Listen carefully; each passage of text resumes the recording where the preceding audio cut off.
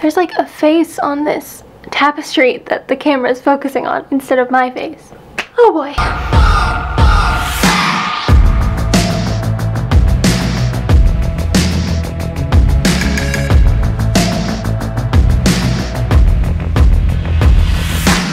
Hey guys, so before I start this video, I wanted to mention that I'm in a new location today. I got this cool tapestry and I just thought I would film in front of it.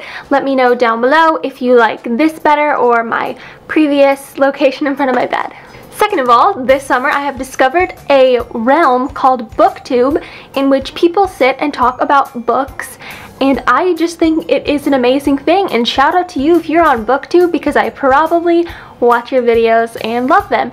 So today I decided to kind of create a BookTube video of my own. These are a number of books I have purchased recently that I am really fiending to read this summer. So without further ado, let's get right on into my summer reading list. The first book is Eleanor and Park by Rainbow Rowell, and this is a young adult teen fiction-y kind of story, and it's a love story about a boy and a girl, I'm pretty sure, and I'm really excited to read this one. They are both kind of misfit-y types. I'm pretty sure it takes place in the 80s. I am currently reading right now, and that is Lolita, Light of My Life, Fire of My Loins, My Sin, My Soul by Vladimir Nabokov, and this is just kind of a classic piece of literature. I'm honestly kind of obsessed with it right now. The writing is honestly fantastic, and just the whole story is really intriguing.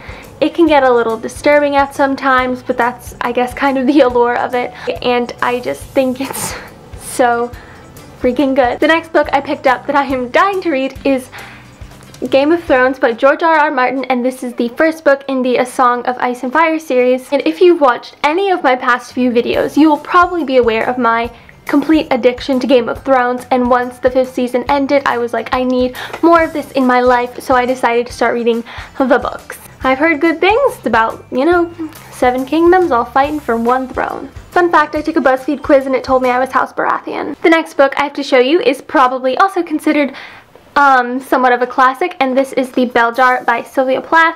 I've heard it's kind of sad and depressing, but you know, those are always fun to read. I don't know if they're fun to read in the summer, but for me, they are.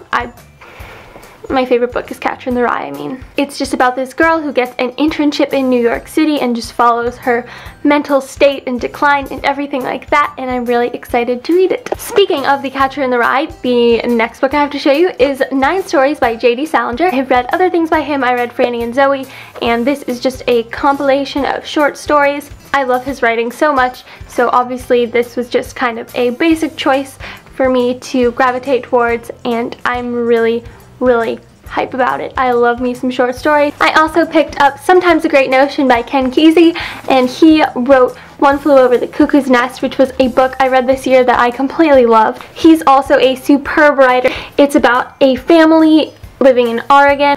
Well, that's pretty much all I know about it, but you know, it's Ken Kesey, it'll be good. Next, I have Cannery by John Steinbeck, who wrote Of Mice and Men and The Grapes of Wrath. This is another book that takes place during the Great Depression. It takes place in Monterey, California. It'll be a good one, Steinbeck. Also, you know, just classic and like good writing. Alas, we have come to the final book of my reading list book haul type thing. This one is actually nonfiction, but I saw it at Barnes & Noble while I was just browsing the aisles, and I thought, this is perfect for me because I'm a bit of a US history fan, nerd, whatever you want to call it. It is called Descent, and essentially what this is a book that traces all of US history, but from essentially the opinion of the underdog or the dissenting opinion. But essentially what that means is it tells US history from the story of anyone who wasn't a white man. So it goes into like Native Americans and women's suffrage, really great stuff like that I think is going to be super interesting to read because it'll probably teach me a lot of things that I probably would not have learned elsewhere. Thank you guys so much for watching. Make sure to leave me a comment telling me any book recommendations you might have for me. I've got to read these, but I'm always on the lookout for a new good book, or tell me some things that are on your summer reading list. I'll get back to you, tell you if I've read it, tell you if I want to read it, all that good stuff. I love you guys. I will talk to you in my next video. I hope you have an amazing rest of your week until I talk to you guys next time. Love you. Bye.